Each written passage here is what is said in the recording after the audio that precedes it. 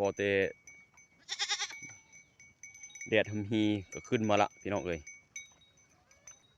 ขึ้นมาแล้วสมาชิกกันนะเคยกินเคยออกเนาะบ่ท่านได้ไปเซ็กซ้ำขึ้นมาก่อน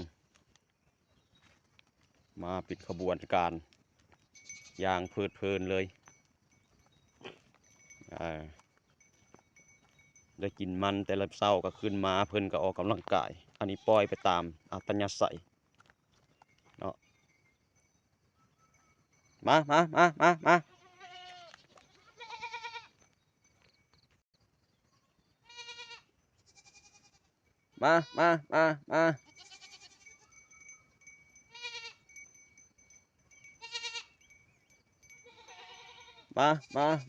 า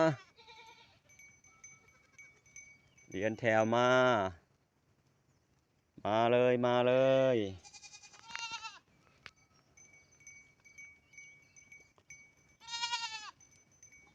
แม่นี่ยังกำลังไหม้ขึ้นมาละ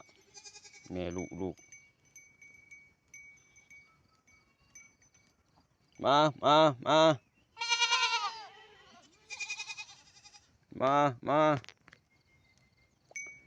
หมอกแต่เศร้าๆก็ออกคอกมาเนาะอันนี้การดึงเคยของสัตว์ดึงเคยถึงว่าจะหมอกกะลุยเนาะก็เป็นการสร้างความดึงเคยสร้างความแข็งแกร่งทนทานต่อสภาพดินฟ้าอากาศจากหนาวเป็นแรงจากแรงเป็นหมอกเป็นฝนไปเนาะจนเฮาบ่ฮัดมันก็บ่ได้พี่น้องเอ้ยไป